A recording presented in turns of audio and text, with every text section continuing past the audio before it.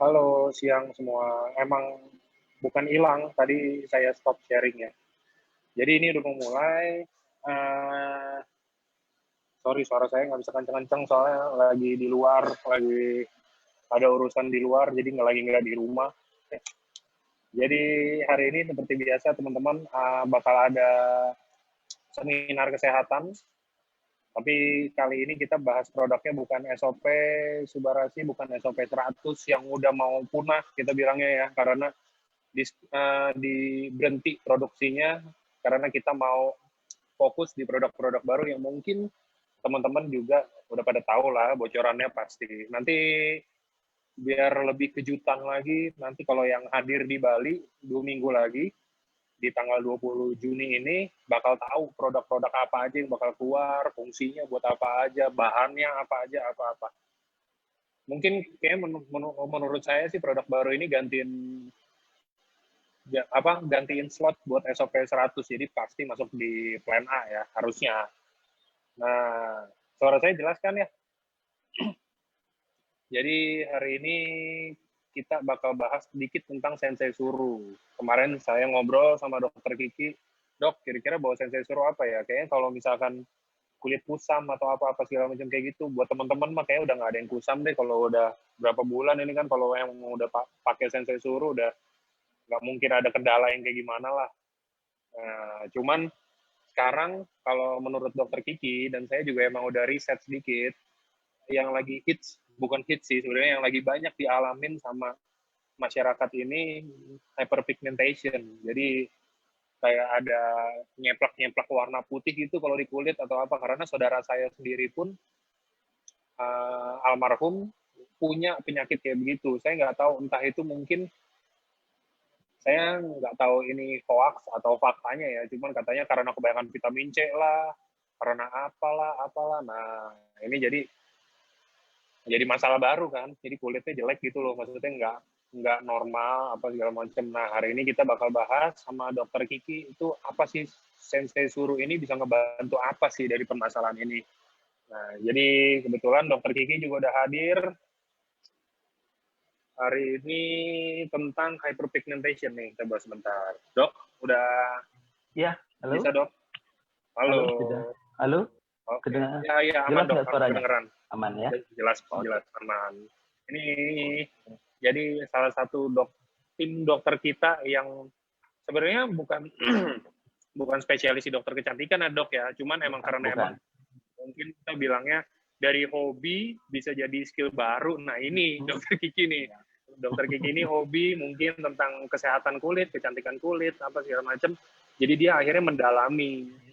Jadi teman-teman biar nggak salah kaprah, ini dokter Kiki bukan dokter kecantikan atau dokter apa-apa segala macam, cuman beliau ini bidangnya itu Mars itu manajemen administrasi rumah sakit bukan sih dok? Iya benar. Oke. Cuman beberapa tahun terakhir berkecimpung di bidang estetik, ya. Gitu. Oke, ini banyak teman-teman yang dari kemarin di grup saya lihat, saya pantau kan kebetulan Pak Niko itu lagi roadshow di Papua, nggak ada sinyal teman-teman. Jadi saya yang gantiin untuk sharing banner, saya yang juga yang bagian untuk reporting. Oh ada apa ya di grup ini? Rata-rata sih semua masih belum bisa move on, masih pada sedih dok, masih pada galau. Kemarin hari berkabung nasional, SOP udah nggak ada lagi, kita ngumumin kan. Itu ya, jadi nanti akan ada produk-produk baru teman-teman, nggak usah sedih. Karena itu juga salah satu gimana ya, namanya kita perusahaan kayak begini, kita harus ada apa ya, improvisasi kan, teman-teman juga tahu yang kayak monozukuri atau apa untuk jadi yang lebih baik apa segala macam. Nah ini salah satu gerakan kita mungkin kalau bisa dibilang. Oke, biar nggak lama-lama, langsung ini saya sharing tentang hyperpigmentasi. Mungkin dok ada yang mau diomongin dulu dok, mungkin perkenalan, mungkin ada yang belum tahu dokter ini siapa sih, ini kok bukan dokter kecantikan tapi bawain kayak begini atau apa segala macam. Ya silakan dok. Baik. Nama saya Dr. Suprisia Gian Mars, atau akrabnya dipanggil dengan Dr. Kiki. Nah, sejak beberapa tahun terakhir, mungkin kurang lebih 9-10 tahun ini, sebelum bergabung di AFC saya mendalami atau berpraktisi di bidang estetik medis atau kecantikan yang ternyata sangat-sangat banyak peminatnya. Di samping itu banyak peminatnya, banyak juga kasus-kasus yang ditemui. Nah, salah satunya hari ini adalah hyperpigmentation yang akan kita bahas. Hyperpigmentation itu sebenarnya adalah kelainan kulit. Jadi kelainan kulit itu dari pigmennya. Nah, terbagi dua. Jadi ada beberapa pertanyaan teman-teman, ada yang menyebutkan belang-belang putih begitu. Jadi kelainan pigmentasi itu ada dua. Yang pertama itu adalah hyperpigmentation dan yang kedua itu adalah hipopigmentasi. Nah, karena keterbatasannya waktu kita dan epidemiologinya atau kejadian kasusnya di lapangan itu lebih banyak yang hiperpigmentasi dibandingkan hipopigmentasi. Nah, kali ini kita akan bahas secara lebih ringan biar teman-teman juga bisa memahami di lapangan, bisa memahami dengan baik, mungkin dengan harapan bisa membantu menyampaikan kepada kenalan ataupun kepada calon member ataupun member yang ada di lapangan, member AFC yang ada di lapangan. Jadi kita akan bahas secara ringan. Yang kali ini yang kita bahas itu adalah hiperpigmentasi. Nah, ada surprise atau ada sesuatu yang sangat menarik di akhir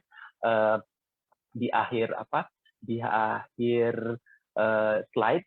Jadi teman-teman sebaiknya stay tune sampai akhir karena ada fakta-fakta menarik sampai akhir. Di akhir slide yang akan kita sampaikan di acara Zoom kali ini juga ada beberapa tips-tips yang mungkin beberapa teman-teman sudah mengalaminya. Misalnya, dok, saya perawatan begini, kenapa bisa muncul hiperpigmentasi atau flek? Ya, nanti dari tindakan-tindakan kecil pun bisa memicu dari hiperpigmentasi ini. Oke, kita mulai saja ya. Oke, tadi saya belum mengucapkan selamat sore ya. Selamat sore teman-teman semua. Baik, nah hiperpigmentasi itu atau kita sebut juga atau dikenal juga dengan flek, noda hitam, atau uneven skin tone atau kulit yang belang-belang, tapi jadi nanti bedakan ya dengan yang berubah putih, dengan yang belang-belang. Misalnya bagian dalam sini warnanya lebih terang, kemudian bagian luar wajah yang biasanya yang memakai hijab terpapar matahari bisa lebih gelap. Nah, itu namanya uneven skin tone. Bisa muncul pada wajah, tangan, dan bagian lain pada tubuh. Ya. Nah, hiperpigmentasi itu terutama dipengaruhi oleh distimulus oleh sinar matahari. Ya. Nanti sinar matahari itu akan mengaktifkan melanosit. Melanosit itu adalah sel penghasil melanin atau sel pemberi warna kulit. Ya, dia stimulus melanosit untuk menghasilkan melanin, tetapi dia juga merusak keratin. Ya, keratinosit yang dia rusak, keratinosit itu adalah penghasil keratin. Keratin itu adalah salah satu pembentuk jaringan ikat pada kulit yang kalau kita lihat tampilan dari luar yang buat kulit itu kencang, itu adalah salah satu keratin. Jadi sinar matahari itu UV itu ada dua, UVA dan UVB. Jadi dia akan merusak si keratin maupun mengaktifkan si melanosit. Oke, next slide. Nah, hiperpigmentasi itu adalah kondisi kelainan pada kulit yang menyebabkan kulit menjadi lebih gelap, ya. Umumnya berupa bercak coklat hingga kehitaman. Kondisi ini disebabkan oleh peningkatan produksi melanin atau sel pemberi warna kulit itu sendiri. Nah, secara sederhana di gambar kita bisa lihat bahwa sintesa melanin itu berasal dari tirosin. Tirosin itu salah satu asam amino. Ini adalah proses alami ya, yang tidak bisa dicegah. Tirosin kemudian dengan enzim tirosinase akan merubah dopa menjadi dopavinon. Ini zat-zat yang ada di dalam tubuh. Kemudian dia akan berubah menjadi eumelanin dan peumelanin. Eumelanin dan peumelanin ini adalah melanin. Ya, jadi kalau orang yang kulitnya berdasarkan tipe-tipenya ada berdasarkan grafiknya itu ada pembagian tipe-tipe kulit. Cuman kalau saya sampaikan nanti agak sedikit membingungkan. Jadi saya sederhanakan saja bahwa kalau misalnya kulitnya lebih gelap, itu lebih banyak eumelanin. Melaninnya lebih banyak eumelanin. Sementara kalau kulitnya lebih terang, ya, kulitnya lebih terang, itu lebih banyak peumelanin namanya. Nah, ada yang menarik antara eumelanin dan peumelanin ini. Nah, jadi eumelanin itu pada orang yang berkulit gelap, ya. Jadi pigmen kulitnya terdiri dari sel melanin, yaitu eumelanin. Nah, tetapi ada kelebihan eumelanin ini, dia relatif lebih tahan, ya. Dia relatif lebih tahan terhadap sinar UV dibandingkan peumelanin, ya. Tetapi tetap harus dilindungi, ya. Kulit itu tetap harus dilindungi setiap kali terpapar sinar matahari. Nah, jadi contohnya keuntungan lain dari orang yang memiliki kulit gelap itu, yang mengandung kulitnya mengandung pigmen melanin eumelanin, itu relatif lebih tahan terhadap kerusakan dari sinar UV, terutama sinar UVA. Sinar UVA itu yang menyebabkan penuaan pada kulit, yang merusak keratinosit, ya. Nah, jadi kalau orang-orang yang berkulit lebih gelap itu, bersyukurlah Anda bahwa tanda-tanda penuaan itu akan datang sedikit lebih lambat pada Anda yang berkulit, pada orang-orang yang berkulit memiliki warna kulit lebih gelap dibandingkan orang yang memiliki warna kulit lebih terang. Tetapi tetap harus dilindungi terhadap sinar matahari, ya. Ini hanya ketahanannya saja, ketahanannya saja. Jadi tanda-tanda kulit seperti kerutan, kulitnya menjadi lebih tidak kencang atau kendor atau shaggy, itu lebih lambat datangnya pada orang yang memiliki kulit lebih gelap. Oke, next slide. Nah, apa sih? Tadi kan kita bicara bahwa peningkatan produksi pigmen melanin, peningkatan produksi melanin itu akan menyebabkan hiperpigmentasi. Apa aja sih pemicunya? Yang paling utama itu adalah paparan sinar matahari, ya. Kemudian pengaruh hormonal, pertambahan usia, kemudian luka pada kulit tanpa perawatan yang sesuai. Ini mulai dari luka yang ringan, ya. Luka yang ringan, misalnya kebiasaan kita. Jadi ada orang yang kebiasaannya menggosok-gosok wajah, ya, sampai terjadilah luka kecil. Jadi luka sekecil apapun tanpa perawatan yang sesuai akan memicu proses produksi melanin. Teman-teman pernah tahu nggak? Pernah lihat kan kalau luka sembuh, kita luka sembuh, kemudian di bagian luka itu, bagian yang akan sembuh itu pigmennya, warna kulitnya menjadi lebih gelap, ya. Karena memang pada proses alami penyembuhan luka, produksi melanin akan meningkat. Produksi melanin akan meningkat, makanya keropeng luka itu, kalau kita lukanya sampai berdarah, itu dia warnanya lebih gelap, biasanya coklat kehitaman. Nah, kemudian kalau misalnya lukanya kecil pada wajah, timbul luka-luka kecil, itu akan menyebabkan peradangan yang proses penyembuhannya juga sama, meningkatkan produksi melanin. Nah, kemudian penyebab lain dari peningkatan produksi melanin ini adalah kecenderungan, ya, kecenderungan dalam keluarga atau hereditary tendency. Kemudian ada lagi produksi melanin yang meningkat itu pada kelainan bawaan lahir, ya. Nanti kita akan bahas satu persatu. Dan kemudian pada kondisi penyakit tertentu. Nah, kita bisa lihat pada diagram produksi melanin itu meningkat dengan paparan sinar matahari, ya, sinar UV. Jadi sinar UV itu akan men-trigger melanosit, sel penghasil melanin tadi untuk lebih aktif. Kita bisa lihat bagaimana jumlah melanin pada orang yang normal dan bagaimana pada kulit yang normal dan jumlah melanin yang pada kulit yang terbakar matahari atau sun tanning. Ya, jadi sekali lagi perlindungan terhadap matahari itu sifatnya mutlak untuk mencegah hiperpigmentasi ini berkembang menjadi lebih luas. Ya, perlindungan terhadap matahari itu baik secara penggunaan sunblock maupun secara fisikal. Fisikal itu seperti penggunaan topi, penggunaan payung pada saat-saat yang memungkinkan jika kita berada di outdoor sebaiknya digunakan. Oke, baik. Next slide. Nah, beberapa kelainan hiperpigmentasi seperti yang kita bahas tadi karena adanya satu peradangan. Nah, ini yang paling sering sekali. Namanya post-inflammatory hyperpigmentation. Ya, post-inflammatory hyperpigmentation ini atau PIH.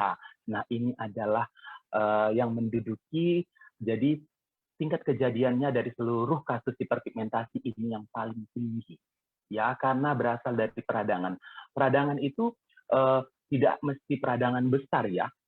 Peradangan kecil saja bisa menyebabkan dengan penata laksanaan yang tidak tepat dapat menyebabkan produksi melanin itu meningkat. Ya, peradangan itu seperti apa? Nah, seperti bekas jerawat. Ya, nah ini dia. Jadi seperti pada bekas jerawat, proses penyembuhan jerawat juga akan menimbulkan luka, itu menimbulkan radang, yang kemudian proses penyembuhannya akan meningkatkan produksi melanin secara alami. Nah, kemudian ada lagi proses setelah laser ablatif. Laser ablatif itu laser yang melukai, ya. Kemudian ada lagi yang juga karena peradangan oleh peeling chemical. Kemudian ada lagi yang disebabkan oleh gigitan serangga. Jadi pada kondisi-kondisi ini, pertolongan pertama yang dapat kita lakukan setiap kali peradangan, makanya pada orang yang berjerawat sekalipun, tetap kita membutuhkan sunblock. Karena tadi stimulus utama dari peningkatan produksi melanin itu adalah sinar UV, maka mutlak penggunaan dari sunblock ya. Nanti tingkat SPF-nya disesuaikan dengan kebutuhan. Jadi itu dulu yang pertama. Jadi luka itu harus kita lindungi biar proses penyembuhannya tidak terlalu terpicu lagi, produksi melaninnya tidak terlalu terpicu meningkat oleh paparan sinar matahari. Ya, begitu juga setelah habis pasca perawatan. Ya, pasca perawatan misalnya laser ablatif yang sangat melukai. Nah, ini di sini kita butuhkan obat-obat yang bersifat anti radang ataupun juga chemical peeling, juga bersifat ablatif atau melukai. Kita juga membutuhkan bahan obat yang bersifat untuk anti radang. Nah, kemudian ada lagi yang menarik, ya. Ada lagi yang menarik. Berdasarkan penelitian dari Halder and Nordland tahun 2006, bahwa bahan-bahan yang bersifat iritan yang terpapar pada kulit dalam jangka waktu yang lama juga bisa memicu peradangan. Nah, bahan-bahan ini banyak sekali. Contohnya salah satunya surfaktan. Nah, dari beberapa pertemuan Zoom kita sebelumnya saya sudah menyebutkan bahwa efek dari surfaktan ini dia mengerosi dari kelembapan kulit. Ini terdapat di dalam sabun pencuci muka yang paling dasar pada perawatan kulit sehari-hari. Jadi dalam bentuk SLS maupun SLES, kalau teman-teman masih ingat di Zoom kita sebelumnya, dia paparannya dalam jangka waktu lama pada kulit juga dapat menimbulkan peradangan.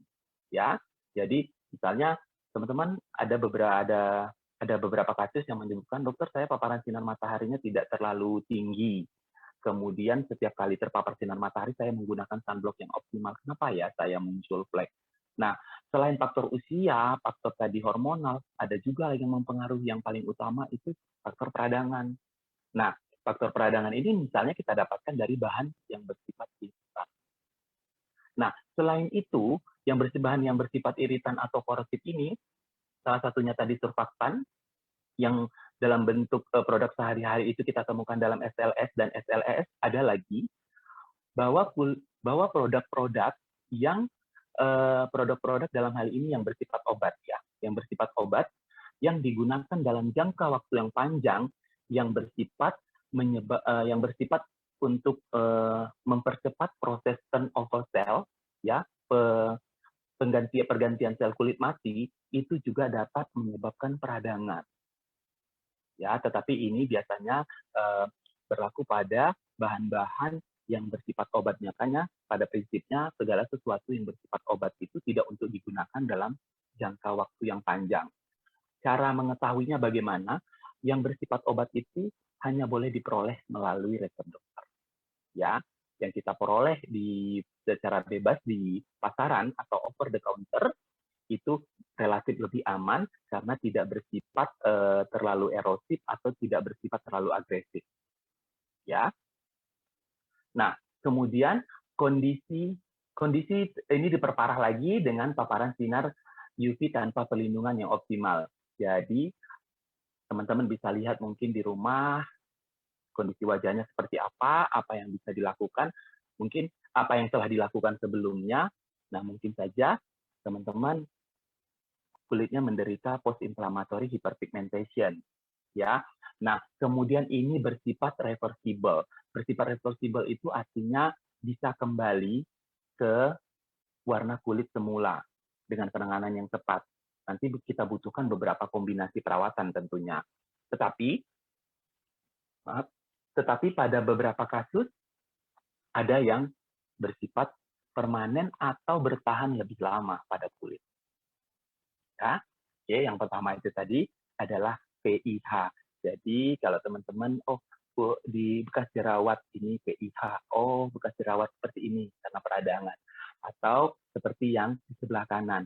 Di sebelah kanan ini karena peradangan yang dipicu, ini juga PIH, tetapi ini dipicu oleh pasca tindakan laser. Jadi laser itu bersifat untuk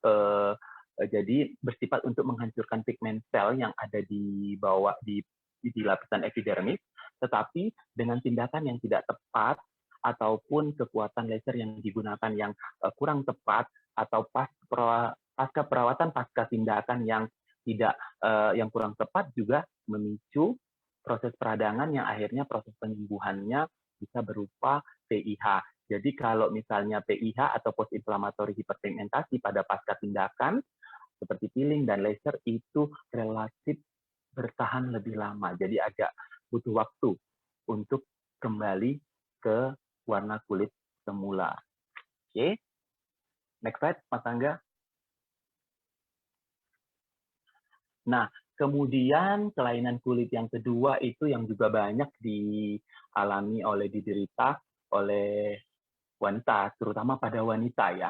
Nah, ini kalau misalnya berbicara mengenai hyperpigmentation itu memang pada tingkat kejadiannya itu lebih banyak dialami oleh wanita. Jadi, mengapa begitu? Karena beberapa faktor tadi yang berperan dalam proses peningkatan produksi melanin itu salah satunya hormonal, dalam hal ini adalah hormon wanita ya. Nah, itu yang menyebabkan tingkat kejadian kasus-kasus hiperpigmentasi ini lebih banyak pada wanita. Nah, kita bicara melasma. Melasma ini juga dipicu tetap penyebab utamanya adalah peningkatan produksi melanin yang dipicu oleh paparan sinar matahari tanpa perlindungan yang optimal. Nah, jadi kalau misalnya ditanya apakah bisa proses melasma ini berangkat dari peradangan, bisa. Ya. Jadi ada beberapa kasus yang akhirnya berkembang menjadi melasma itu berasal dari proses peradangan yang tidak ditangani atau yang sudah bertahan cukup lama. Nah, tetapi khusus melasma ini dia lebih banyak dipengaruhi oleh hormonal ya, seperti progesteron dan yang berkaitan dengan kehamilan dan penggunaan kontrasepsi hormonal pada wanita. Ini berdasarkan penelitian Imokawa tahun 2004 ya. Nah, 2006 kemudian oleh Kang et al tahun 2006. Nah, teman-teman bisa lihat melasma itu bentuknya khas seperti kupu-kupu. Ya. Jadi dia rentangannya itu dari pipi kanan, kemudian hidung dan sampai ke pipi. Dan kemudian pada kumis juga. Ya. Nah, tapi tidak jarang melasma ini juga dipicu oleh satu lagi tindakan yang kita sering lakukan, yaitu jika kita melakukan perawatan skin lightening atau mencerahkan kulit dengan bahan-bahan dasar obat, sebaiknya dilakukan dalam jangka waktu tertentu, bukan untuk jangka waktu panjang. Nah, kemudian penggunaan sunblock harus optimal. Nanti di akhir slide ini kita akan tampilkan satu diagram mengenai SPF. Jadi biar teman-teman bisa sebagai acuan berapa lama dan berapa besar nilai SPF yang harus digunakan. Jadi harus mulai ditanamkan dari sekarang, sunblock is a must. Sunblock is a must. Jadi sebagus apapun dan sebaik apapun krim perawatan yang kita gunakan, tanpa perlindungan sunblock yang optimal, hasilnya tetap akan sia-sia. Oke. Nah, kemudian gambaran lain dari melasma seperti yang tampak di kanan layar.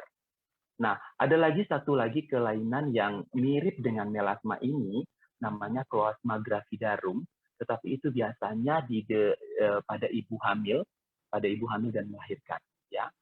Nah, biasanya muncul pada masa kehamilan sampai dengan masa melahirkan, tetapi dia secara alami akan menghilang setelah proses nifas selesai. Ya, tetapi jika ada juga beberapa kasus yang memang berkembang, dia bertahan lebih lama, ya, akhirnya bentukannya seperti melasma ini. Nah, ini juga bersifat reversible. Bersifat reversible itu dengan penanganan kombinasi tindakan. Oke, maaf, ada yang hijau. Yang hijau nanti ada kita bahas, Mbak, di hijau. Oke. Nah, jadi ini bersifat reversible, jadi dengan penanganan dan kombinasi tindakan yang tepat dapat kembali ke warna kulit asal, ya. Oke, tetapi biasanya itu juga tergantung dari tingkat keparahan akhirnya sudah berapa lama melasma itu ada. Oke, baik. Next slide, Mas Angga. Nah, kemudian tadi kan kita sebutin tuh bahwa yang menyebabkan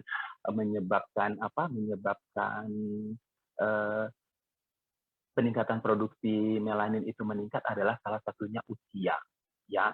Nah, kemudian yang usia dengan pertambahan usia kita sebut solar lentigo, kelainan kulitnya itu disebut solar lentigo atau disebut juga aging spot, ya. Disebut juga aging spot.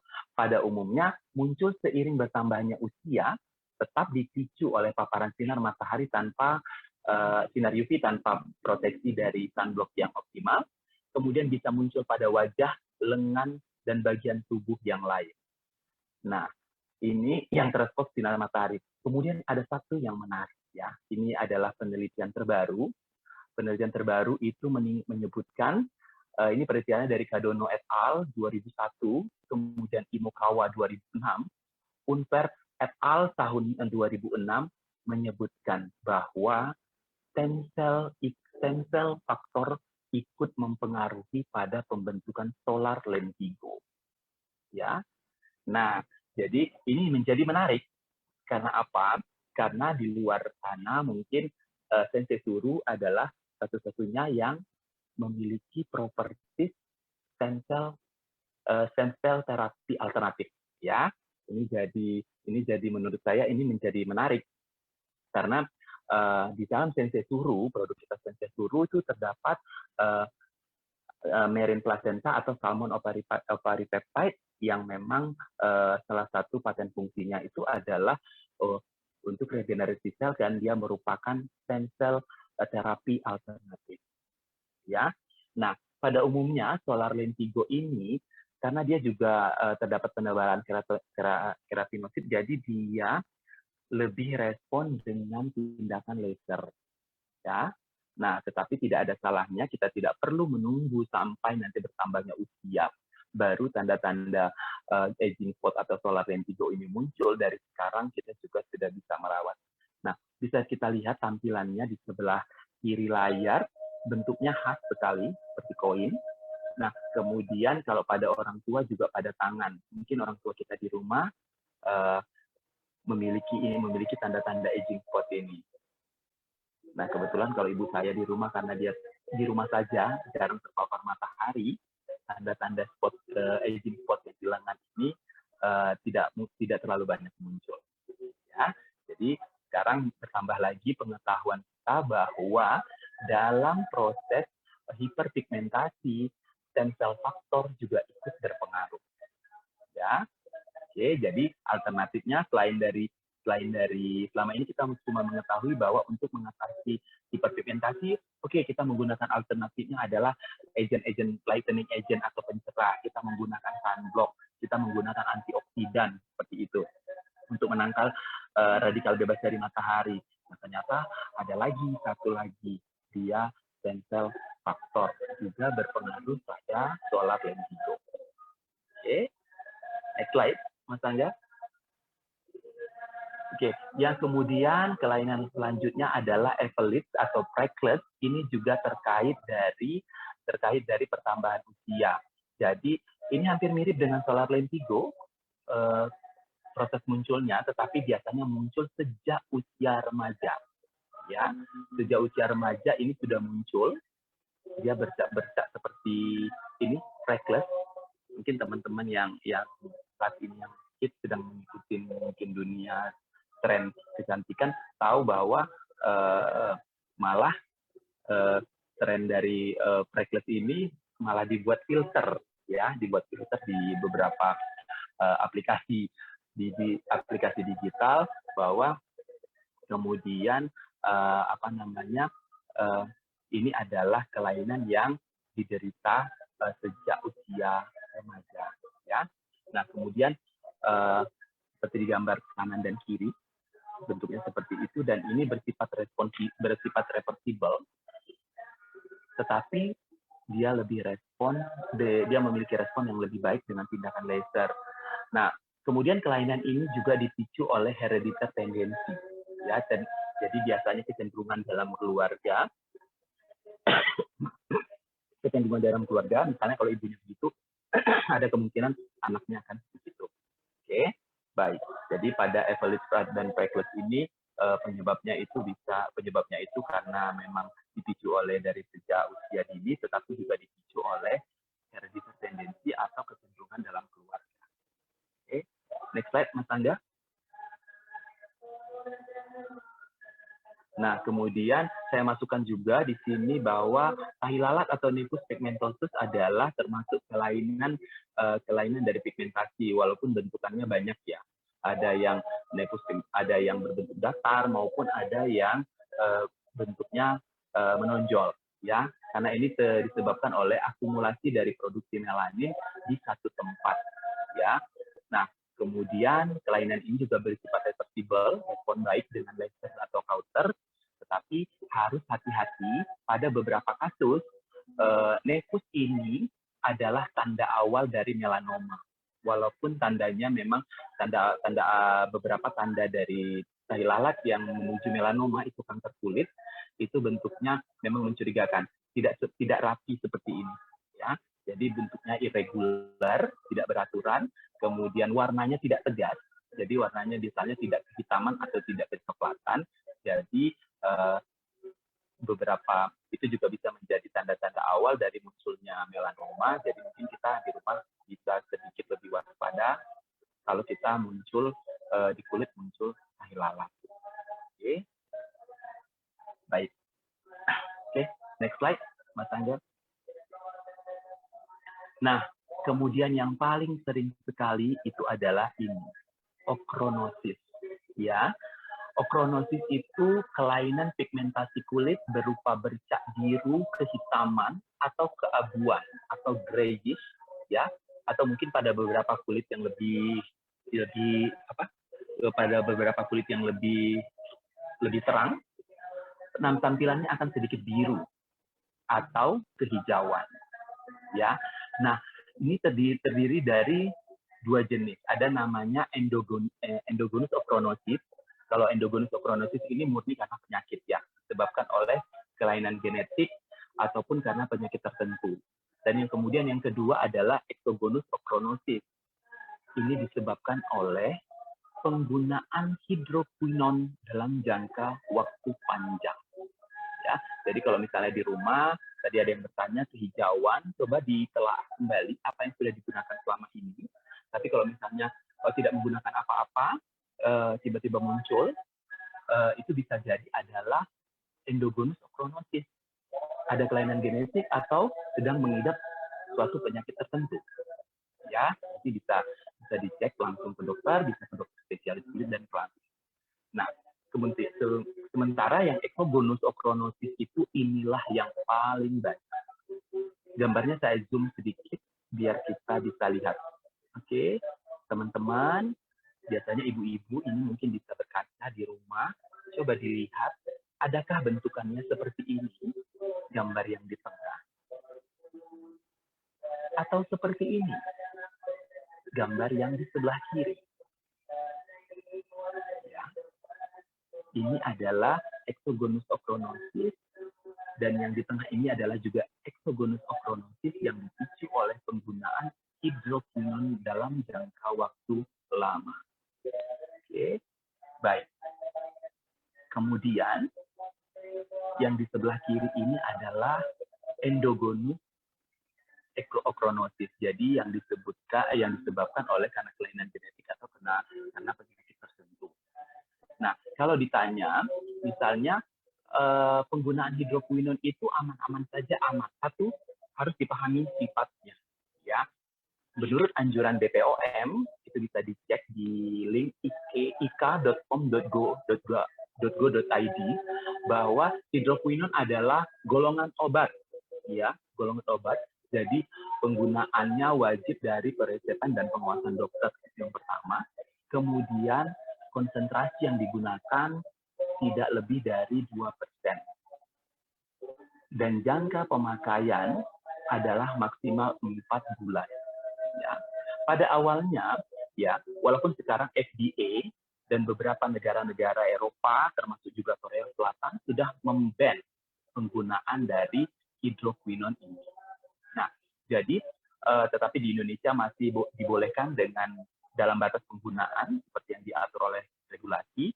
Nah, sebenarnya hidroquinon ini digunakan untuk misalnya mengatasi kasus-kasus hiperpigmentasi yang berat. Misalnya katakanlah tadi dia melasma yang sangat berat.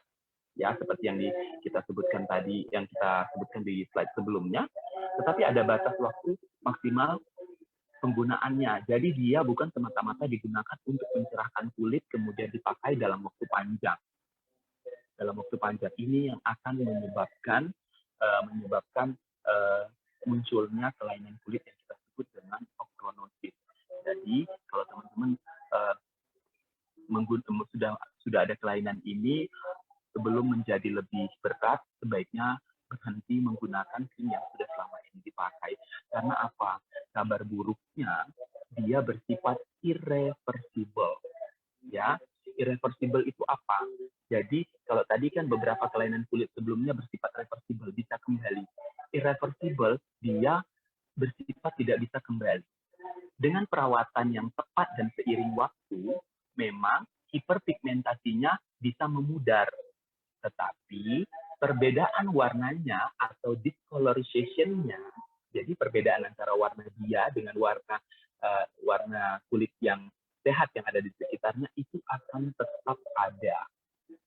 Ya, jadi kalau memang disebutkan, ya memang misalnya seperti ini, seperti gambar yang tadi, oh ya sudah tidak lebih hitam ya, hiperpigmentasinya sudah mulai memudar ya, gitu.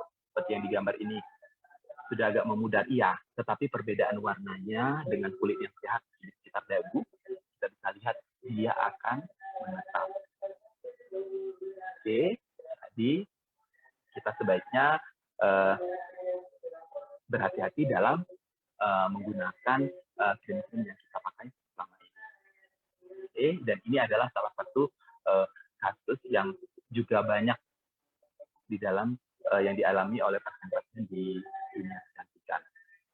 Oke, next slide Mas Angga. Oke, nah kemudian kelainan pigmentasi selanjutnya adalah yang kelainan pigmentasi bawaan.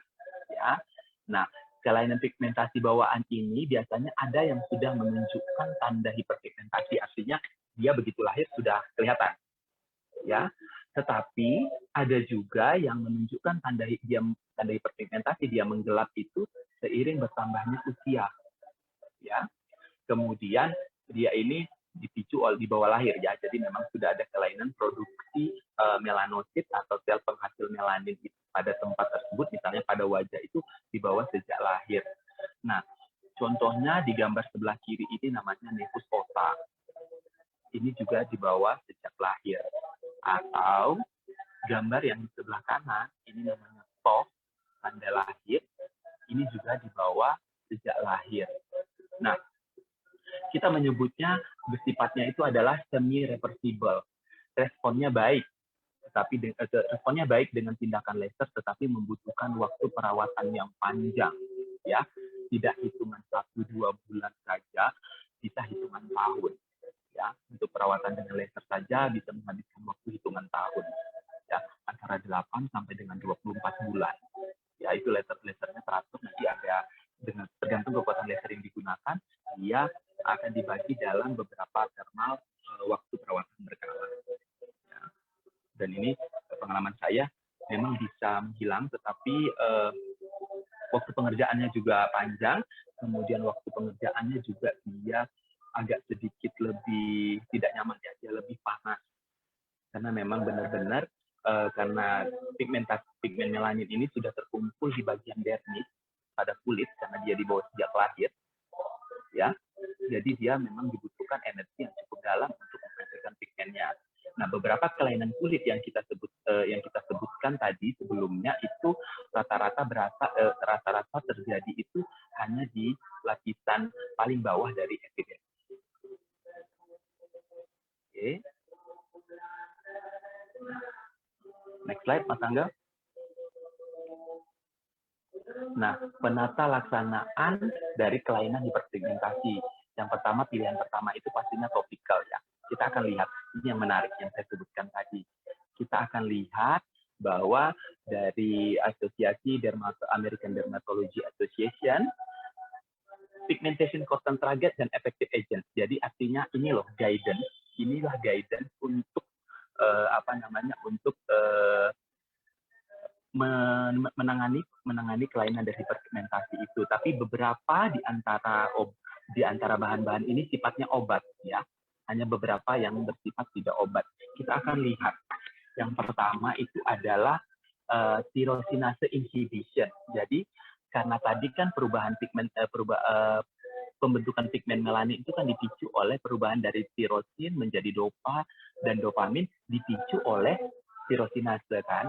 Nah, enzim ini yang menyebabkan perubahan tirosin tadi sampai akhirnya terbentuklah melanin. Nah, di sini jadi pigmentation control target yang pertama itu adalah dia tirosinase inhibition. Jadi menghambat produksi tirosinase.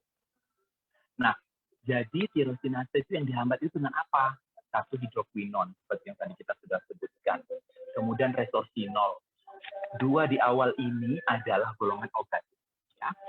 Kemudian ada kojic acid, kemudian ada arbutin, ada ascorbic acid atau vitamin C, dan ada deoksyarbutin, masih turunan dari arbutin. Kita akan bergeser ke sebelah kiri, ya. Apa yang dimiliki oleh Sensei Suru, ya. Nah, yang pertama tadi, kalau saya menerapkannya paling atas tadi ada stem cell alternatif terapi, karena tadi berdasarkan penelitian terbaru di Solar Lentigo saja bahwa stem cell itu berpengaruh. Jadi di dalam Sensei Suru ada merin peptide yang utama yang akan membantu mencegah dari proses pembentukan dari proses pembentukan dari hiperpigmentasi itu sendiri. Nah, kemudian dari guidance yang kita sebutkan di sebelah kiri, yang pertama itu di dalam Sensei Suru kita juga punya alpha arbutin. Ya, oke. Jadi teman-teman bisa lihat di kemasan belakang dari box Sensei Suru ada alpha arbutin. Ya. Kemudian ada tyrosinase coprocellation. Jadi dia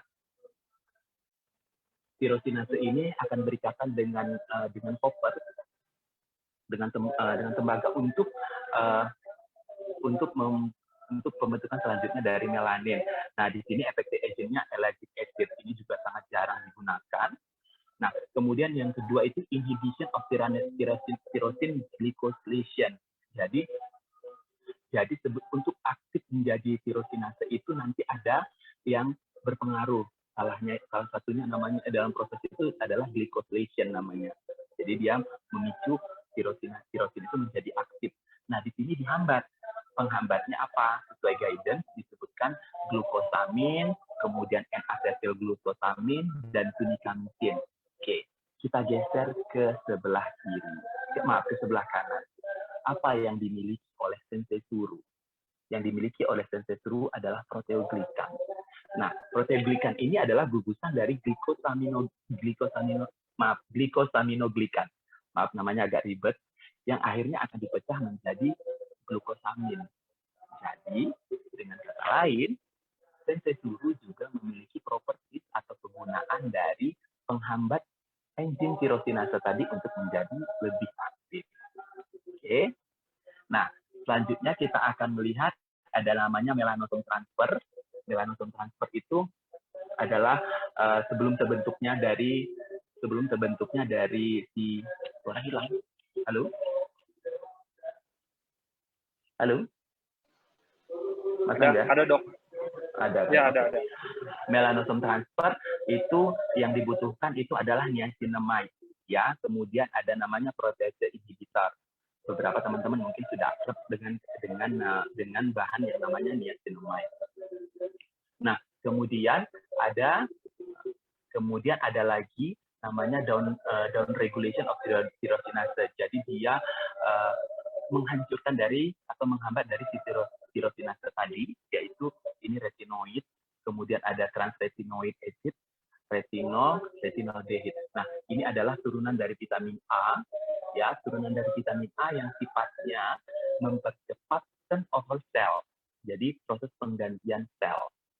Nah, tetapi ada satu lagi. Kalau kita tadi berbicara, kalau teman-teman ingat di depan tadi kita berbicara tentang peradangan.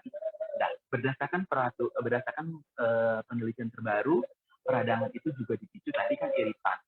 Kemudian dipicu juga oleh zat-zat yang bersifat mempercepat pergantian sel kulit tadi atau turnover sel tadi secara agresif dalam penggunaan jangka waktu yang panjang.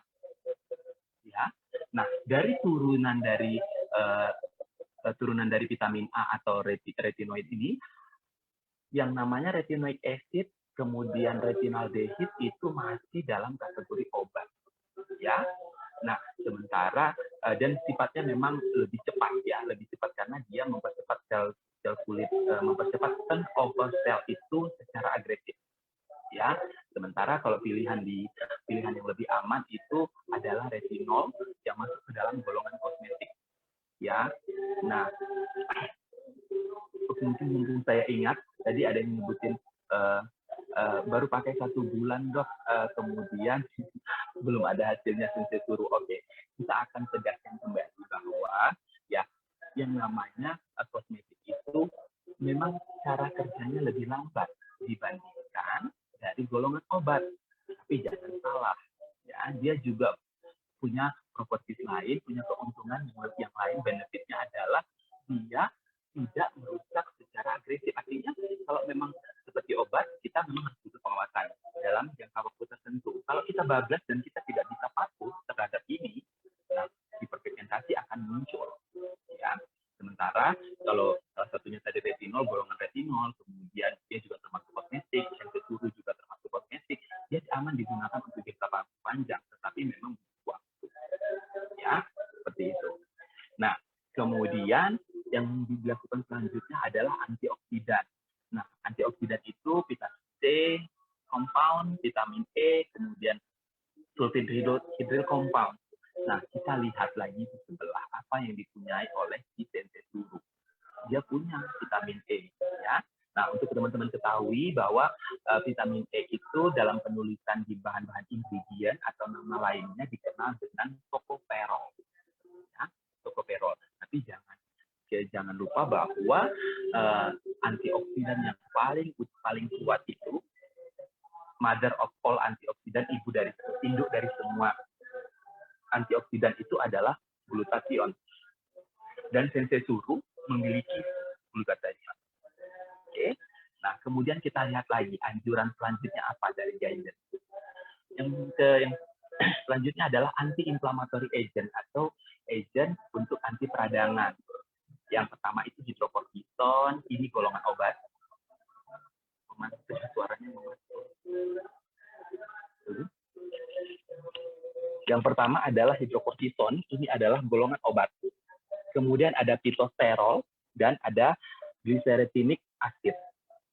Kita geser lagi ke kiri. apa yang dimiliki oleh sensei Suru. Dia punya fitosterol. Jadi, dia juga berfungsi untuk anti peradangan. Kemudian, kita lihat lagi, increase epidermal turnover, ya. Jadi, dia yang saya sebutkan tadi. Jadi, meningkatkan pergantian sel dari sel kulit pada epidermal atau increase atau turnover cell. Itu disebutkan retinoid dan salicylic acid, ya. Nah, salicylic acid ini sebenarnya target kerjanya itu lebih ke dalam pori-pori. Yang bekerja di permukaan itu ada salicylic acid ini adalah golongan BHA, ya, beta hydroxy acid. Yang bekerja di permukaan seperti yang disebutkan oleh tujuan guidance, pigmentation controlnya, increase epidermal turnover, itu adalah AHA. Ada di dalam sensei Suru, ada, ya, dalam bentuk citric acid. Nah, kita bisa lihat properties apa yang dimiliki oleh sensei Suru. Ini kita masih berbicara mengenai mengenai hiperpigmentasi, ya. Kita belum bicara lagi bahwa di dalam sensei Suru itu properties atau kegunaannya untuk hydrating juga banyak. Ada beberapa zat-zat lainnya. Jadi di sini saya mau menegaskan, jadi kita tidak lagi bisa memandang misalnya, regenerating serum itu untuk anti-aging. Tidak hanya sampai di situ. Ya, tidak hanya sampai di situ. Karena kegunaan atau properties yang dimilikinya itu sangat kompleks, jadi kita sesuaikan dengan kondisi kulit. Jadi, walaupun misalnya seperti ini, tadi kan kita sudah bicara bahwa PIH itu juga pada noda jerawat itu adalah PIH. Jadi kalau misalnya jerawatnya sudah terkontrol, bisa menggunakan sensei Suru, walaupun usianya mungkin belum 30 tahun. Karena rata-rata orang percaya bahwa penggunaan dari serum anti-aging atau produk-produk anti-aging itu dimulai pada usia 30. Jadi pada kondisi seperti itu, sensei Suru dapat digunakan, ya. Jadi misalnya untuk noda jerawat. Nah, kemudian beberapa pasien menyebutkan, dokter, jerawat saya kempes gitu, kempes setelah saya toto sensei Suru. Kemarin ada beberapa teman juga menyebutkan begitu. Itu bisa dipahami karena apa? Karena dia memiliki properties yang disebutkan tadi. Nih, anti-inflammatory agent, ya, agent untuk anti peradangan. Salah satunya fitosterol. Kita geser lagi. Sensei Suru punya fitosterol, gitu. Jadi kalau misalnya mau ditanyakan, untuk jerawat radangnya berkurang. Oh ya, karena dia punya fitosterol dan kemudian dia juga punya AHA. Kemudian, tapi kalau mau ditanya, apakah ini pilihan utama untuk sensei Suru untuk pengobatan jerawat? Tidak, ya, tidak. Karena misalnya kita harus mematuhi guideline juga bahwa kalau misalnya untuk jerawat tentunya nanti berbeda lagi. Dia ada yang untuk mengurangi produksi minyak, kemudian dia juga memperbaiki kelembapan, kemudian tapi yang paling penting di dalamnya mungkin pada kondisi-kondisi jerawat berat ada infeksi, kan. Salah satu penyebab jerawat itu ada infeksi. Kemudian infeksi itu disebabkan oleh bakteri, nanti dibutuhkan sesuatu yang bersifat antibiotik gitu. Tetapi kalau misalnya ditanya apakah boleh saya tambahkan misalnya untuk mengurangi peradangan, untuk mengembalikan kelembapan, karena beberapa zat, contohnya yang kita sebutkan tadi di sini, yang disebutkan oleh guidance itu misalnya retinoic acid pada down regulation of tyrosinase itu misalnya dipakai, itu memang menyebabkan kekeringan yang sangat parah, ya, pada kulit. Jadi memang kita perlu tambahkan kelembapannya. Apakah boleh menggunakan sensei Suru? Boleh. Nah, kemudian kita lihat lagi bahwa seperti yang saya sebutkan tadi, kita harus tegaskan kembali bahwa kita tidak lagi memandang sensei Suru khusus untuk orang tua, tidak. Ya, kita sesuaikan dengan properties yang dia miliki, kita sesuaikan dengan kondisi kulit yang kita alami. Kelainan kita seperti apa, kita sesuaikan. Saya tidak bicara nyasal, saya berangkat dari guidance. Guidance-nya ini adalah guidance, ya. Dari guidance ini dari American Dermatology Association, ya, Asosiasi Dermatologi Amerika. Jadi ini dipakai di hampir semua negara sebagai acuan untuk mengatasi pigmentasi. Jadi kalau misalkan tanya, bisa nggak sensei Suru? Anda lihat sendiri di layar,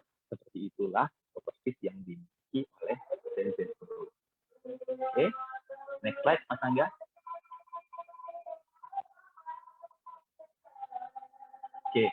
Nah, satu lagi, saya tidak bosan-bosannya menyebutkan sunblock is a must. Sunblock is a must. Ya, sunblock adalah wajib. Ya, jadi jangan tanya lagi bahwa bisa digantikan apa tidak. Tetapi beberapa item sudah memiliki properties SPF ya.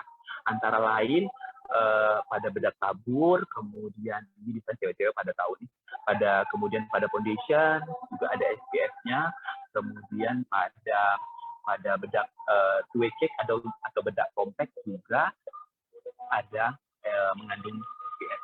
Nah, nanti kita lihat dari guidance ini bahwa disebutkan. Jadi skin tone-nya itu mulai dari very fair itu yang sangat cerah, yang sangat, kalau kita bilang apa ya, kulit aslinya memang putih. Kemudian ada yang kuning langsat, agak sedikit terang, kemudian itu tidak terlalu gelap sampai dengan sawo matang. Nah, kita tidak perlu dibingungkan karena di sini banyak sekali ya SPF-nya, ada yang 8, 14, 15, karena rata-rata yang beredar di pasaran itu ada yang 15 sampai dengan 50 bahkan 100 juga saat ini ada. Nah, selain dari, kalau menurut saya dari pengalaman selama ini 30 sampai 50 pun SPF-nya sudah cukup untuk melindungi. Tetapi yang paling penting adalah kita baca catatan di bawahnya. Reapply at least every 2 hours or as directed on package to help ensure adequate protection. Jadi paling tidak kita harus kalau kita terpapar terus-menerus di bawah sinar matahari, setelah 2 jam kita akan reapply, atau misalnya kalau bagi yang muslim setelah sholat zuhur di reapply lagi ya. Nah, kalau misalnya reapply-nya seperti apa? Kalau dia hanya menggunakan sunblock, berarti di reapply itu dioles kembali ya, digunakan kembali. Nah, kalau misalnya reapply, kalau dia menggunakan hanya sunblock, jadi bisa di sunblock-nya dioles kembali ya. Mungkin setelah 2 jam di bawah terpapar matahari, dia masih harus melakukan aktivitas di bawah matahari, harus di reapply kembali. Nah, kemudian kalau cewek-cewek sering bertanya nih, dok, waduh saya sudah make up nih dok, udah pakai foundation, kemudian nggak mungkin saya cuci dan saya belum pulang, tetapi saya masih banyak kegiatan. Ada yang bisa dilakukan, yaitu dengan menambahkan SPF dari item lain. Misalnya contohnya apa? Dari bedak tabur atau powder, atau dari two-way cake ya. Bisa ditambahkan, ditimpa saja, tapi nanti setelahnya dibersihkan secara maksimal, ya. Oke. Jadi gitu, nggak usah bingung, gunakan saja yang minimal SPF-nya 30 karena kita juga tinggal di daerah yang subtropis. Dan ingat bahwa tidak hanya digunakan di luar ruangan saja, di dalam ruangan pun kita wajib menggunakan. Jika ada pilihan yang lebih rendah, misalnya, saya hari ini hanya di dalam ruangan saja, SPF 15 sampai dengan 20 mungkin sudah cukup untuk melindungi, karena harus diingat bahwa sinar UVA itu bisa menembus kaca. Nah, kemudian terapi selanjutnya adalah laser. Jadi lasernya itu nanti macam-macam yang digunakan. Ada yang namanya Q-switch, NDX, CO2, electron-right, ada dual yellow. Seperti yang saya sebutkan tadi, bahwa PIH bisa muncul dari pasca tindakan, baik itu laser, kemudian IPL, mikrodermabrasi, maupun chemical peeling. Makanya pastikan kita mengikuti semua aturan yang diberikan, terutama pasca perawatan. Setelah dilakukan perawatan ini, misalnya jangan keluar, apakah ada aturan harus menjaga paparan sinar matahari sampai beberapa hari ke depan, kita harus ikuti aturan itu. Karena tiap provider, tiap dokter itu berbeda, tiap klinik itu berbeda cara dan metode yang mereka gunakan. Ya, untuk proses penyembuhan luka yang lebih baik dan menghindarkan dari hiperpigmentasi, aturan-aturan tadi harus kita lakukan. Tapi kalau misalnya, saya dalam seminggu ini banyak kegiatan yang terpapar sinar matahari, oke, stop dulu atau tunda dulu untuk melakukan tindakan-tindakan ini, karena ini adalah tindakan-tindakan yang ablatif ya. Tindakan-tindakan ablatif itu adalah tindakan yang sifatnya membuat luka pada kulit ya. Kecuali IPL, tetapi IPL juga membutuhkan perlindungan yang optimal juga setelah tindakan. Oke. Kemudian ada injection dan beberapa tindakan lain. Oke, next slide Mas Angga. Nah, yang perlu diingat adalah merawat jauh lebih baik dibandingkan mengobati. Jadi kalau ada yang tanya, misalnya ada beberapa teman-teman yang baru kenal saya, kenapa merawat kulit? Karena saya tidak mau seperti yang tadi, gitu ya. Jadi merawat kulit itu jauh lebih baik dibandingkan mengobati. Kemudian patuh terhadap program perawatan itu sendiri juga wajib, tidak boleh ditawar. Penggunaan krim yang teratur, kemudian penggunaan sunblock yang optimal, perawatan berkala yang optimal juga wajib dilakukan. Ya, tips dari saya adalah pastikan jika bahan yang digunakan atau produk yang digunakan bersifat obat, pastikan kepada dokter atau provider yang memberikan, tanyakan berapa lama harus digunakan. Ya, oke. Mungkin sekian Mas Angga bisa saya sampaikan hari ini. Mudah-mudahan bermanfaat. Oke, siap. Thank you, dokter. Kita masuk ke tanya jawab ya, dok ya. Boleh. Oke, nih.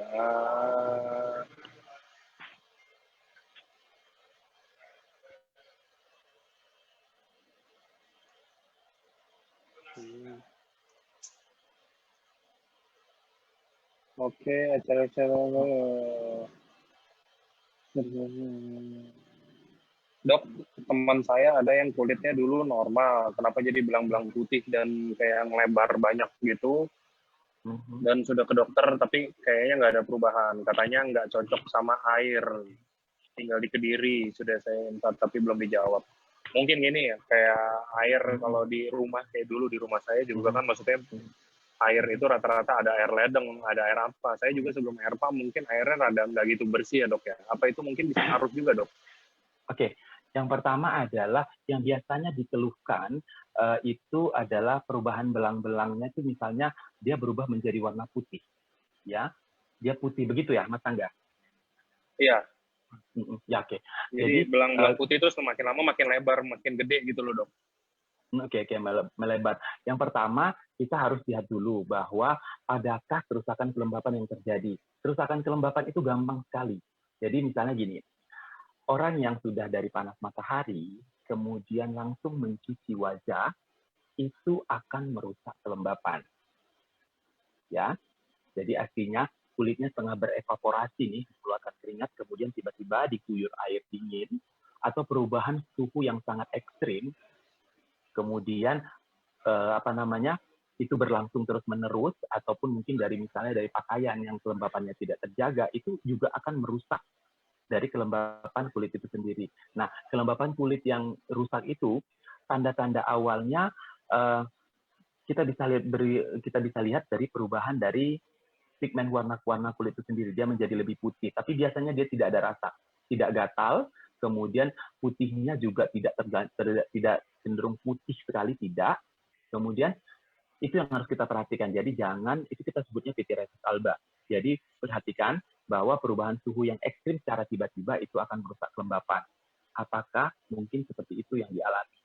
Nah, kemudian yang kedua, ada juga gangguan lain, yang misalnya gangguan pigmentasi yang lain yang bersifat genetik juga disebut vitiligo, tapi itu tanda-tandanya lebih khas lagi gitu. Dia mulainya ada di kuku atau di tungkai seperti itu, tapi itu putih sekali. Ya, tapi itu memang membutuhkan perawatan yang lebih panjang. Tetapi biasanya pun itu terkait dengan hereditary tendency. Jadi misalnya ada anggota keluarga yang menderita seperti itu, maka kemungkinan untuk muncul seperti itu juga ada. Jadi yang perlu saya tahu atau yang perlu kita sampaikan jika ada perubahan itu adalah balik ke awal. Apa yang digunakan, apa yang dilakukan. Seperti itu. Jadi misalnya kalau untuk lebih identifikasinya itu bisa lebih spesifik lagi. Jadi apa yang dilakukan selama ini, seperti itu.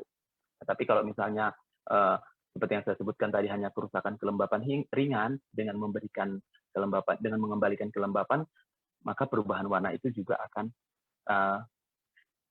pelan-pelan akan kembali ke warna aslinya. Ya, seperti itu. Oke, semoga menjawab ya tadi yang ngasih pertanyaan. Oke, sama ini nih, ini mungkin pertanyaan yang mewakili semua ibu rumah tangga, dok. Apakah paparan panas dari kompor itu ketika memasak juga dapat menyebabkan flek? Oke, jadi sinar api sudah saat ini api itu sudah diklasifikasikan termasuk las, kemudian dia juga api itu masuk ke dalam UVC ya. Jadi dia digolongkan oleh UVC. Nah, jadi kalau ditanya itu termasuk radiasi UV, iya. Ya. Jadi panas dari kompor itu juga sekarang masuk karena api termasuk api las itu tergolong kepada UVC. Jadi kan ada tadi UVA, UVB, dan UVC. Kenapa dia digolongkan sendiri? Karena jangkauan radiasinya, panjang gelombang radiasinya berbeda dari UVA dan UVB. Kalau ditanya apakah iya, iya. Jadi kalau yang namanya UV kan kalau kita lihat dari dari definisi bahwa sunblock itu adalah untuk melindungi kulit dari paparan sinar UV, hanya sampai di situ kan. Nah, sementara UV itu sekarang sudah di breakdown menjadi 3, ada UVA, UVB, dan UVC. Memasak menggunakan sunblock adalah pilihan yang bijak. Karena di dapurnya tadi ada jendela kan sebenarnya, ada jendela, ada kaca. Yang masuk lagi, yang masuk dari kaca adalah sinar UVA. Oke. Dok, kalau yang tadi dokter jelasin, yang kayak ada kayak semacam spot putih yang makin lama makin lebar, yang tadi pertanyaan saya pertama, itu biasanya muncul ada tergantung umur nggak, Dok? Apakah mungkin ya udah, misalkan saya masih muda nih, saya umur masih di bawah 30, bisa kena juga, bisa keluar juga, atau hanya yang di atas 50 tahun? Karena ini ada yang pertanyaannya, terjadinya udah di usia 50 tahunan. Apakah itu termasuk ada faktor umur? Faktor umur. Nah, tadi kita bicara lagi ya, spot putih, kalau dia makin lama, makin lebar, ya, itu bisa saja, bisa saja panu. Ya, contohnya gini, kita sebut di panu itu namanya satellite lesion. Jadi satellite lesion itu si jamur tadi itu makanannya adalah epidermis yang lapisan luar kulit. Kutikula yang ada di lapisan terluar kulit itu adalah makanan dari si jamur. Jadi dia cara makannya itu dari pinggir terus dan dia akan melebar. Dari kecil dia akan melebar, ya. Nah, kebanyakan rata-rata kadang-kadang orang berpikir, ini kelainan kulit apa ya? Tapi kalau itu misalnya kita lihat muncul, dia itu khas kok. Dari tengah itu putih dari tengah itu putih sekali sampai ke ini gradasi warna putihnya itu semakin melebar. Tapi dia bentuknya reguler ya. Bentuknya reguler itu bisa saja jamur. Nah, tetapi kalau misalnya tadi memang misalnya kelainan kulit seperti yang vitiligo seperti itu juga tidak mengenal usia. Jadi memang prevalensinya ada di usia dewasa, tetapi di usia yang lebih tua pun tidak menutup kemungkinan. Nah, kemudian tadi kita harus lihat bahwa beberapa kejadian pada hiperpigmentasi itu ada dipengaruhi oleh kondisi penyakit tertentu. Nah, itu juga perlu dilakukan pemeriksaan secara sistemik, secara menyeluruh, apakah ada kelainan kulit yang lain. Seperti itu, Mas Angga. Oke. Next-nya ada ini lagi, Dok. Dok, saya ada PIH di pelipis dekat mata kiri dan kanan. Terus udah treatment laser, sekarang malah jadi makin gelap. Itu pakai sensei suruh aja cukup nggak ya, Dok? Apa harus ditambah yang lain? Udah habis 1 botol, belum ada perubahan untuk PIH-nya. Oke. Dia tadi sudah sebutin ya, bahwa ada PIH, kemudian dia melakukan tindakan laser. Nah, jadi gini, kalau misalnya saya sebutkan tadi kan kalau PIH itu sendiri bisa dipicu oleh pasca tindakan. Nah, misalnya kalau memang dia sudah PIH, kemudian warna gelapnya itu semakin lebih gelap lagi, itu bisa menjadi secondary PIH. Jadi PIH yang kedua. Nah, biasanya dia akan memudar. Pengalaman memudar dalam 3-4 bulan. Tetapi dia tidak kembali dulu ke kulit yang asal, dia kembali ke PIH yang awal. Ya. Makanya saya sebutkan untuk treatment tindakan itu pun kita juga perlu sedikit aware bahwa karena pasca tindakan itu bisa saja muncul PIH walaupun tidak pada semua kasus ya, terutama pada tindakan-tindakan laser yang menggunakan energi yang lebih besar. Seperti itu. Nah, tapi kalau memang mau ditanya artinya kalau dia menjadi lebih gelap, artinya hiperpigmentasinya lebih banyak lebih dari yang awal, akumulasi dari pigmen melaninnya lebih dari awal. Jika ditanya apakah boleh menggunakan sensei suru, boleh saja, tetapi mungkin waktunya akan lebih panjang, ya. Jadi itu harus dia pahami, karena kerjanya kan lebih lagi daripada yang di awal. Gitu. Jadi kalau misalnya boleh menggunakan sensei suru, boleh. Mau digunakan mau dikombinasi dengan bahan-bahan yang bersifat obat yang diperoleh dari resep dokter, boleh. Tapi pastikan sekali lagi bahwa penggunaan bahan obat tadi bukan untuk jangka waktu panjang. Ya, ada waktunya tertentu. Sip. Oke, next. Nah ini nih dok, jerawat saya udah lebih dari 5 bulan, belum keluar. Menghitam, itu kira-kira gimana ya dok? Maksudnya mungkin jerawat ketahan di dalam gitu ya dok ya? Nggak ada matanya kalau kita orang bilang. Nggak ada tuh. matanya. Jadi kayak ngehitam, mungkin belum tentu ngebusuk juga sih. Mungkin kayak ketahan di dalam itu kira-kira, mungkin dokter bisa bantu jelasin kalau mau pakai sensei suru itu gimana dan apa treatment yang harus dilakukan. Oke. Nah, jadi kalau misalnya ada satu jerawat, dia udah tahu tuh, kayaknya ada jerawat, ada massa di bawah permukaan kulit, dan dia bisa melihat bahwa di dalam sudah berubah menjadi biru, itu biasanya adalah kista epidermoid. Jadi ada kantongnya. Ada kantongnya, kemudian isinya, jika isinya sudah menjadi biru atau menjadi lebih gelap, artinya sudah terjadi infeksi. Ya, tindakan utamanya adalah insisi atau bedah kecil. Jadi itu harus dibuang, dibuang, diangkat sama kantung-kantungnya. Jadi kalau saran saya, kalau sudah dilihat dia sudah menghitam, sebaiknya adalah diinsisi, ya. Jadi bisa dilakukan, tindakan ini bisa dilakukan oleh dokter bedah atau bedah kulit, ya. Itu nanti proses penyembuhan lukanya nanti kita bantu dengan sensei suru. Seperti itu. Tapi itu dia tidak akan keluar karena itu sudah jauh sekali di bawah epidermis. Apalagi sudah ada tanda-tanda bahwa kita takutkan ada infeksi sekunder. Tapi mungkin kalau udah selesai bedah kecil, udah selesai semuanya, jangan langsung dipakai sensei suru ya. Maksudnya tunggu kering dulu ya dok ya? Ya, benar. Proses penyembuhan lukanya, penanganannya tetap harus antibiotik dulu, nanti setelah kering baru. Nah, maaf Mas Angga, ini tadi ada juga yang nanyain mengenai usia. Nah, ini tadi sudah saya bahas sih sebenarnya, bahwa kita memandang sensei suru itu sekarang jangan lagi berdasarkan usia, tetapi berdasarkan kelainan kulit, ya. Kelainan kulit yang diderita. Nah, tadi disebutkan ada umur 8 tahun, ada umur 13 tahun. Saya tanya, kelainannya apa? Adakah dia membutuhkan dari yang kita sebutkan di atas tadi, yang saat ini kan kita bahasnya hiperpigmentasi. Adakah dia mungkin membutuhkan itu? Misalnya anak 13 tahun, jerawatnya sudah kering, kemudian banyak noda hitam atau PIH, oke, masuk gitu. Atau misalnya pada anak yang berusia 8 tahun, kulitnya itu seperti dijilat matahari. Mungkin teman-teman kalau di sini sebutnya apa ya?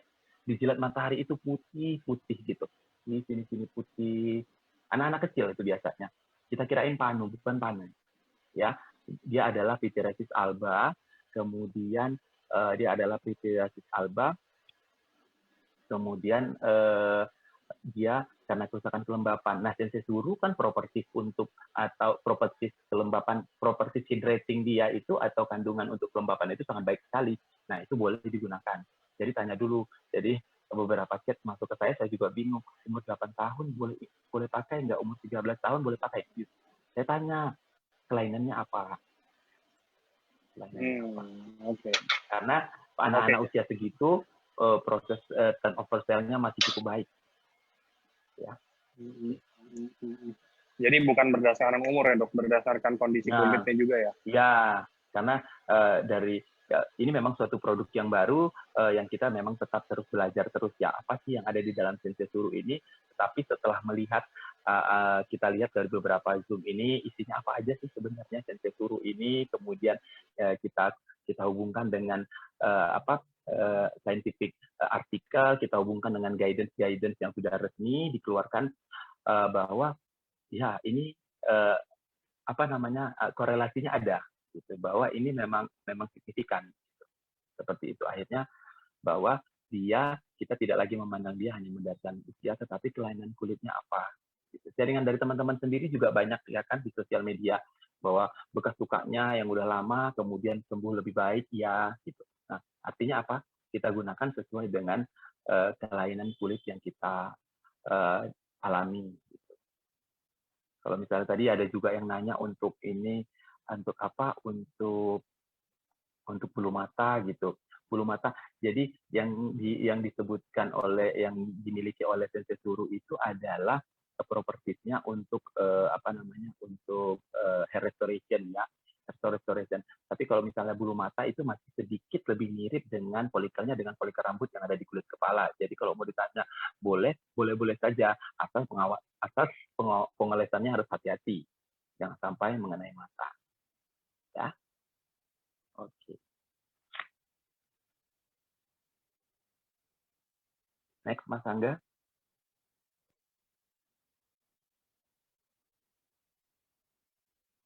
Oh, Mas Angganya keluar.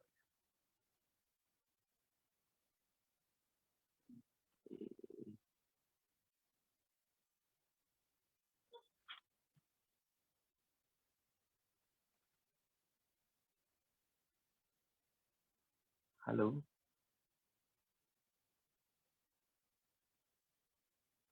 Coba saya baca satu persatu dulu pertanyaannya.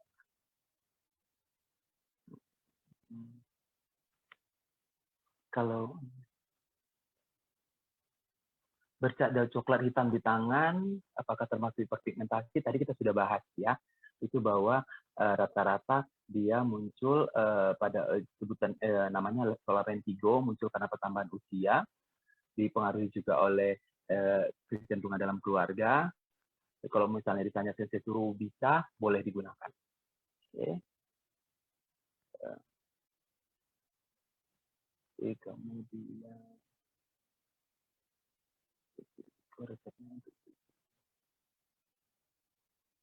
nah ini dia. Jadi kalau bisa ditanya, ada kasus vitiligo di resep diberikan usukusi dan coba progresnya berapa lama gitu. Nah ini dia tiap orang berbeda karena juga vitiligo itu berkaitan juga dengan imun tubuh setiap orang. Jadi kalau saat ini tidak ada range yang apa namanya yang baku, tetapi ada kasus yang kemarin itu dia proses penyembuhannya proses perbaikannya dalam 4 bulan. Oke. Apakah Sensei Suru fungsinya regenerasi digunakan untuk pada kasus ini? Boleh dicoba. Jadi karena ini misalnya vitiligo ini adalah kasus sedikit kasus klinis yang membutuhkan penanganan yang lebih penanganan medis yang lebih optimal. Jadi kalau mau dikombinasi boleh saja. Nah.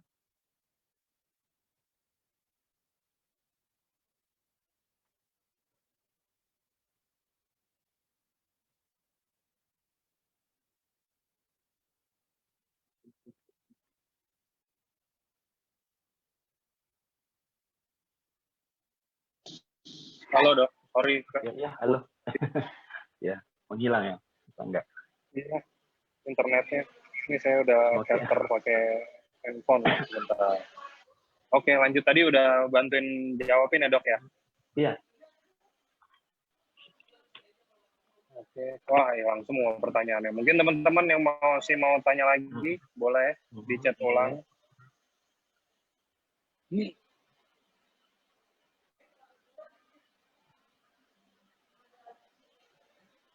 Ini saya yang tanya deh, dok, kalau misalkan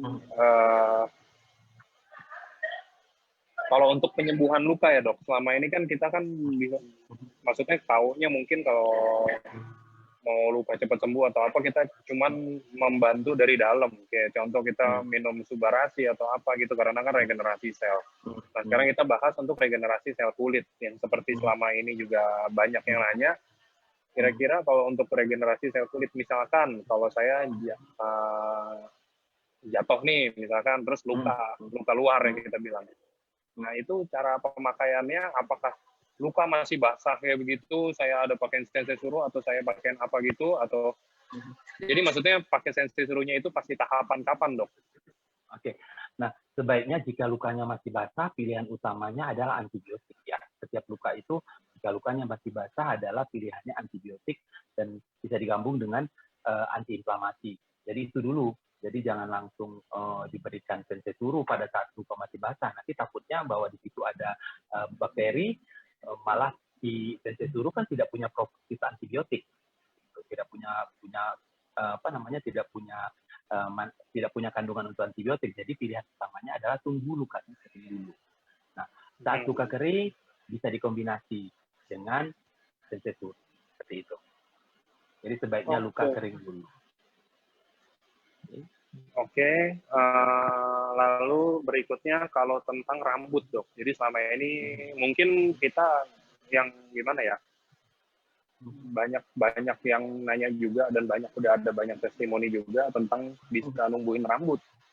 Nah, kira-kira pakainya itu gimana kalau menurut versi dari dokter Kiki nih, misalkan kayak contoh mungkin habis mandi atau mungkin habis ngapain dan pakainya itu gimana? Mungkin ini udah sering sih, cuman ini beberapa pasti ada yang nanya lagi karena mungkin ada yang baru juga masuk Zoom atau gimana gitu loh dok.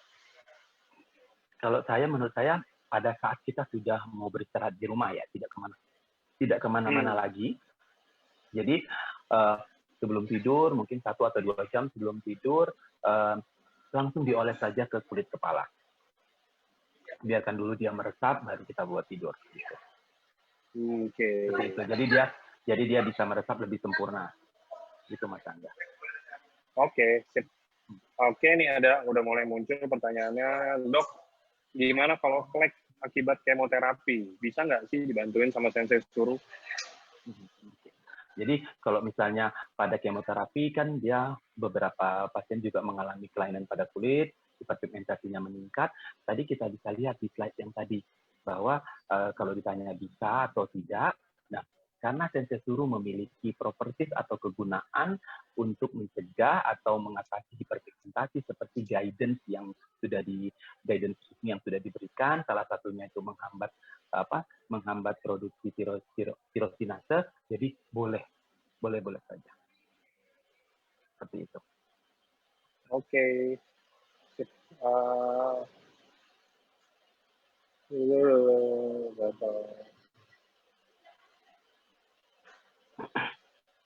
Nah ini ada yang nanya juga yang sehari-hari mungkin ya dok, kalau misalkan saya ada gatel terus digaruk terus kelihatannya kayak kurat dan benjol, itu kira-kira cocok saya pakai sensei suruh aja atau ada harus bantu dengan usukusi juga? Nah, lihat dulu kalau misalnya kan tadi yang seperti yang saya bilang, kita garukan peradangan itu bisa muncul bahkan dari luka terkecil sekalipun, ya. Jadi jika itu misalnya kita garuk, tiap orang tuh garuknya kan beda. Saya mungkin nggak sampai bekas luka, ada yang garuk. Kalau dia sampai digaruk dan berbekas luka, tindakan yang utamanya adalah antibiotik dan anti radang. Itu dulu, ya. Atau misalkan karena itu tadi misalnya gatal karena alergi atau apa, yang pertama bisa kita berikan, pertolongan yang kita berikan adalah anti radang, obat ya, saya berbicara dalam kategori obat. Nah, kemudian setelah misalnya besok atau 2 hari kemudiannya sudah mereda tetapi tinggal bekas-bekasnya, itu boleh diberikan. Gitu. Nah, karena apa saya tidak menganjurkan digunakan sensei suruh pada pemberian pertama kali, setiap kali munculnya luka atau scratch, karena kita takut munculnya infeksi. Nanti malah misalnya dia luka kecil menurut dia gitu, tetapi langsung diberikan sensei suruh. Kemudian ternyata sebenarnya dari luka tadi nggak bersih dan muncul infeksi, jadi nanti malah meradang lebih luas, nanti yang disangkakan malahnya si sensei suruh, padahal bukan. Oke.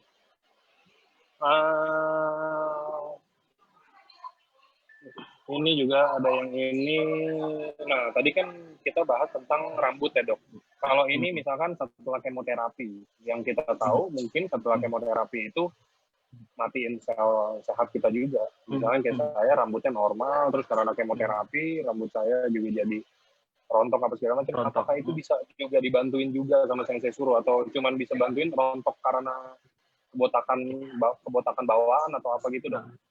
Oke, nah jadi kan kalau kemoterapi itu kan kita sudah berbicara sistemik ya, seluruh tubuh di dalam sistem tubuh. Jadi kita tidak bisa mengandalkan dari luar saja. Jadi kalau misalnya pasien-pasien yang sudah kemoterapi, selain konsumsi usukusi juga konsumsi subarati, ya kan, untuk regenerasi sel kulitnya dari dalam. Nah dari luar bisa kita tambahkan dengan sensei suru, boleh seperti itu. Tapi jangan mengandalkan sensei surunya saja. Oke, itu kan berarti kalau dari kemoterapi. Nah, saya kurang tahu nih dok, tapi banyak saya lihat nih kadang-kadang kalau kayak cewek-cewek gini rambutnya panjang, kayak dipakein krim di rambutnya gitu loh, yang dipijit-pijit yang tangannya dua gitu. Saya nggak tahu itu apa kan. Bisa nggak sih sensei suruh dipakai kayak begitu? Misalkan kayak banyak nih, ini ada yang tanya kalau rambut rontok akibat diwarnai dan kering, sering dilurusin, dikeritingin, keritingin apa segala macam, sering kena panas atau itu cara pakainya itu hanya cukup di kulit kepala atau harus di yang kayak krim bat gitu loh dok? Bisa nggak sih sensei suruh? Sebenarnya rata-rata kalau misalnya gini, sensei suruh itu kan memiliki properties hair restoration. Jadi selama ini yang namanya serum ya, jadi artinya untuk pertumbuhan rambut. Jadi kalau serum yang memiliki manfaat untuk pertumbuhan rambut, kita memang menggunakannya terutama sebagian besar itu adalah di kulit kepala langsung, direct. Ya, kemudian kalau misalnya rambutnya menjadi lebih kering dan bercabang, ya kita bisa gunakan di bagian rambutnya. Tapi ingat bahwa yang utama itu harus ke kulit kepala dulu. Seperti itu. Oke, jadi opsional ya dok ya? Kalau misalkan di rambut opsional. Opsional, tergantung dari kondisinya seperti apa. Karena misalnya kalau rambutnya sering dicatok kan artinya kan bukan rusak dari folikelnya, tetapi dari pada helai rambutnya sendiri kan. Jadi boleh dipakaikan. Boleh. Jadi dia perlakuannya kalau teman-teman pernah menggunakan serum rambut atau hair serum, dia menggunakan hair serum itu seperti itu, kulit kepala dan helai rambut. Oke, waktu suruh dari Jawa. Kalau untuk rambut bisa barusan harus ada maksimalnya nggak dok ya untuk bekas jerawat? Karena kita selama ini kan bilang sensei suruh ini bisa untuk bantu bekas jerawat. Contoh kayak saya pribadi ya, ada bekas jerawat, bukan bekas jerawat sih, dulu pernah cakar sama adik saya kan, waktu saya masih SMP nih, terus sampai sekarang misalkan masih ada bekasnya, itu masih bisa terbantu atau udah nggak bisa dok, udah selama itu? Jadi gini, jadi seperti yang saya sebutkan tadi, kelainan hiperpigmentasi itu juga begitu. Dia lama waktu yang dibutuhkan untuk perawatannya itu tergantung sudah seberapa lama kelainan itu ada. Gitu. Jadi semakin cepat kita tangani, misalnya, misalnya sudah selesai jerawat, kemudian seminggu kemudian tinggal noda jerawatnya, kemudian kita langsung menggunakan sensei suruh, mungkin seiring dengan regenerasi alami di awal sel kulit antara 14 sampai 28 hari mungkin itu bisa tercapai, ya, bisa terjadi perubahan yang lebih optimal. Tetapi kalau misalnya dia sudah lama, mungkin dia juga akan membutuhkan waktu yang lebih lama. Nah, jadi proses penyembuhannya pada sel kulit itu tiap orang itu beda-beda karena dia tergantung dari kondisi dari regenerasi sel kulit alami dia itu seperti apa. Kalau memang, contohnya kalau saya jerawatan tuh sembuh dalam waktu 2 hari. Ya, kalau saya jerawatan sembuh dalam waktu 2 hari. Karena apa? Karena mungkin ini dipengaruhi oleh masa regenerasi sel saya itu lebih baik, ya, turnover selnya itu lebih baik. Kalau teman-teman, noda jerawatnya bisa sampai lama. Kalau saya itu harus saya akui, saya cepat, gitu. Oke. Nah, tapi ngaruh di makanan atau apa nggak sih dok? Apa? Maksudnya? Makanan kayak misalkan nih contoh saya ada nah ini mungkin rada belok dari sensei suruh tapi tetap tentang kulit ya dok ya. Iya. Kayak contoh kalau saya sering dengar orang tua zaman dulu tuh bilang kalau misalkan ada bekas luka atau apa harus hindarin makan telur, harus hindarin yang kecap-kecap, harus hindarin yang apa-apa gitu. Itu benar nggak sih? Apa ngaruh nggak sih dok? Apa harus makan yang sehat, benar-benar sehat banget gitu? Sebenarnya kan kalau kita makan telur itu kan protein. Ya, sebenarnya kalau kita makan telur adalah protein. Protein di kulit juga kita butuhkan gitu. Nah, mungkin yang disebutkan orang-orang tua yang dulu itu adalah biar tidak berlebihan. Gitu. Seperti itu. Tapi kalau misalnya, kalau kita bicara kecap dari kedelai juga protein alami kan, nabati. Seperti itu. Soalnya kalau Tapi zaman dulu kan ada mungkin kepercayaan kayak, oh ini kalau misalkan luka, apapun luka luar ya kita bilang nggak boleh terlalu banyak kecap, nggak boleh makan seafood, ntar lukanya nggak cepet kering, basah terus atau apa. Yang dihindarkan itu adalah makanan-makanan yang tinggi alergen, yang atau kaya alergen atau mengandung zat-zat yang dapat menyebabkan alergi. Misalnya pada pada seafood seperti itu. Kemudian pada telur juga sebenarnya ada orang yang alergi kan. Gitu. Itu yang dihindarkan. Jadi jangan sampai dia makan itu kemudian terjadi alergi, proses penyembuhan lukanya menjadi lebih lama. Gitu. Oke. Ini kayaknya udah nggak ada yang tanya lagi. Kita tutup saja kalau gitu. Semoga bisa jawab pertanyaan semua teman-teman semua ya yang tanya-tanya apa segala macam. Semoga bermanfaat, betul. Oke, kalau gitu, thank you Dr. Kiki, thank you. Sama-sama Mas Angga. Oke, Dr. Kiki ntar ke Bali nggak dok? Rencana ke Bali. Udah ini. Ntar kita ketemu di Bali berarti. Iya. Soalnya nggak bisa dibalikin kan yang itu, yang digitin. Oke, kalau gitu ntar kita ketemu, ntar kita mungkin teman-teman kalau ada yang ke Bali juga, ada yang mau tanya-tanya juga sama Dr. Kiki secara langsung, bisa nanti di Bali, ya kan? Boleh di Bali, kita ketemu di Bali. Oke, sip. Thank you dok kalau gitu. Selamat sore teman-teman semua. Sore, thank you. Happy weekend, bye. Happy weekend, bye.